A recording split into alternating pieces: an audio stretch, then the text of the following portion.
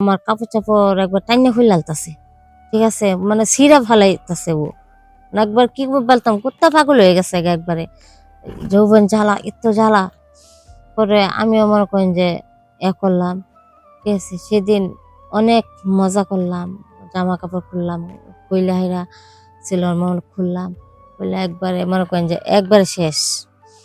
শেষ পরে আমি ওর উঠে গেছি। ও আর কি উঠবো, আমি ওর উঠে গেছি। ঠিক আছে? উইঠা পরে মনে করেন যে গুতানি শুরু করছি।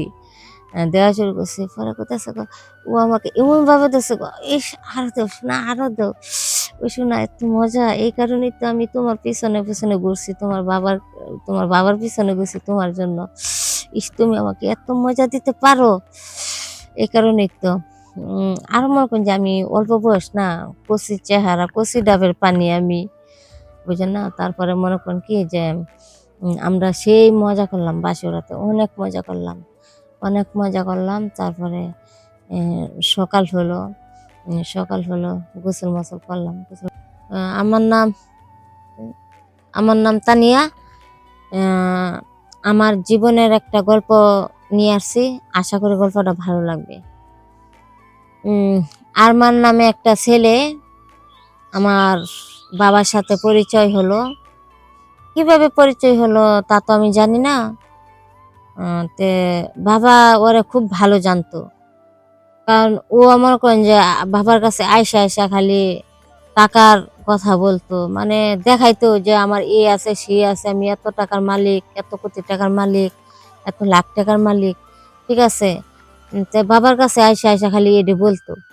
ঠিক আছে? তে বাবা তো মনে করেন যে আমার বাবা তো মনে করেন যে উনার টাকার লোভে পইড়া গেছে। আমার বাবা উনার টাকার লোভে পইড়া গেছে। তারপরে বলতাছে এ তোমাকে আমি তোমার সাথে আমার মেয়েকে বিয়ে দেব। পরে তাই নাকি? পরে হ।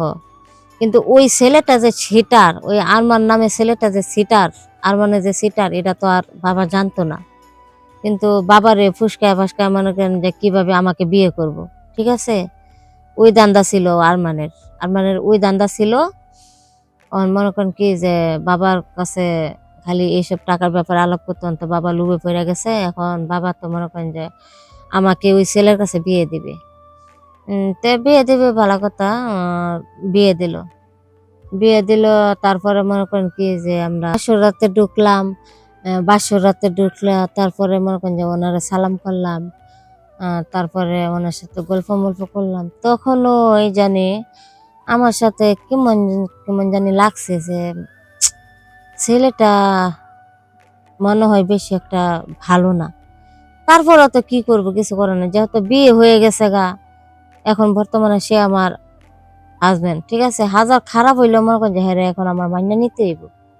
ঠিক আছে? যাই হোক সবকিছু টেনশন বাদ দিলাম। বাদ দিয়া হাইরা তারপরে মনে করেন কি যে আস্তে ওর কাছে গেলাম, ওর হাত ধরলাম, ও ধরলো। ঠিক আছে? ও হাত দিল। দেখি ওই আমার কাপড়-চাপড় একবার টাইনা ফেলালতাছে। ঠিক আছে? মানে ছিঁড়া ফালাইতাছে ও। না একবার কি বলতাম কুত্তা পাগল হয়ে গেছে একবারে। যৌবন জ্বালা, এত জ্বালা। পরে আমিও মনে করেন যে করলাম। ঠিক আছে? সেদিন অনেক মজা করলাম। জামা-কাপড় খুললাম। কইলা হাইরা ছিলর মহল খুললাম। খুলে একবারে মনে করেন যে একবারে শেষ। শেষ পরে আমি ওর উঠে গেছি। ও আর কি উঠবো, আমি ওর উঠে গেছি। ঠিক আছে? উইঠা পরে মনে করেন যে গুতানি শুরু করছি। দেওয়া শুরু করছি। পরে কইতাছে ও আমাকে এমনভাবে দিছে ইস! আরো দাও শোনা, আরো দাও। ওই শোনা এত মজা। এই কারণেই তো আমি তোমার পিছনে ঘুরছি। তোমার বাবার পিছনে ঘুরছি তোমার জন্য। ইস! তুমি আমাকে এত মজা দিতে পারো। এই কারণেই তো। আরো মনে করেন যে আমি অল্প বয়স না, কচি চেহারা, কচি ডাবের পানি আমি। বুঝেন না? তারপরে মনে করেন কি যে আমরা সেই মজা করলাম বাসরাতে। অনেক মজা করলাম। অনেক মজা করলাম। তারপরে এ সকাল হলো, গোসল-মোসল করলাম। গোসল-মোসল করে এমন করতে মনে করেন যে প্রত্যেকদিন আমরা মনে করেন যে সেই মজা করি। কাপড়-চোপড় খুললে একবার সেই মজা করে আমরা অন্য জগতে হারায়া যাই। ঠিক আছে? পরে এমন করতে ১.৫ মাস হয়ে গেছে, ১.৫ মাস হইছে। কিন্তু আমি জানতাম না, ঠিক আছে, ও যাতে ও খারাপ এরা মনের ভিতরে কল্পনা করছি, কিন্তু এতটা খারাপ এটা জানতাম না।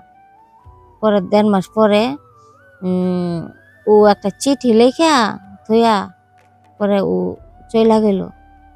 পরে চিঠির মধ্যে লেখা ছিল কি যে, "তোমার মধু খাওয়ার লোভে, তোমার মধু খাওয়ার আশায় তোমাকে আমি তোমার বাবার পিছনে ঘুরছি, তোমার বাবাকে লোক দেখাইছি, তোমাকে বিয়ে করছি। আসলেও কিন্তু তোমাকে আমি অন্তর দিয়ে ভালোবাসি নাই। শুধু তোমাকে আমি তোমার দেহকে ভালোবাসি, তোমাকে ভালোবাসি নাই। ঠিক আছে? তোমার মধু খাওয়া শেষ। অ্যা আমি চইলা আসলাম। ঠিক আছে? আমি চইলা আসলাম। পারলে আমাকে ক্ষমা কইরা দিও।" এ কথা বলল। এখন আমি কি করব? আমি ভাইবা কুল পারতেছি না। সে যে আমাকে ছাইড়া চইলা গেল। এখন আমি বুঝতে পারতাছি না আমি যে কি করব? ঠিক আছে? আমার মাথা-ছাতা কোনো কিছু ঠিক নাই। সে কেন আমার সাথে এমন করল? আর সে তো আমি যে আমার সাথে যৌবন মিলন করছে অনেক খুশি হইছে। সেও খুশি হইছে, আমিও খুশি। সেও মজা পাইছে, আমিও মজা পাইছি। তারপরও কেন আমাকে ছাইড়া গেল? আমি এটাই বুঝতে পারছি না। এটার রহস্য খুঁজে পাইছি না। আচ্ছা যাই হোক, দেখি কোনোদিন যদি কোনো কিছু রহস্য খুঁজে পাইতে পারি, তার বাকিটুক আবার পরে বলবনে। এই বলে এখন মনে করেন যে আপাততে এখানেই মনে করেন যে গল্পটা শেষ করলাম। তো আশা করি দর্শক আমার গল্প আপনাদের কাছে অনেকটাই ভালো লাগবো এবং কি বেশি, বেশি করে চ্যানেলটি দেখবেন। বেশি করে চ্যানেলের লাইক, শেয়ার, কমেন্ট করবেন। চ্যানেলের পাশে সবসময় থাকবেন। সবসময় চ্যানেলটি দেখবেন। এই বলে বিদায় নিচ্ছি। আসসালামু আলাইকুম ওয়া রাহমাতুল্লাহি ওয়া বারাকাতুহু।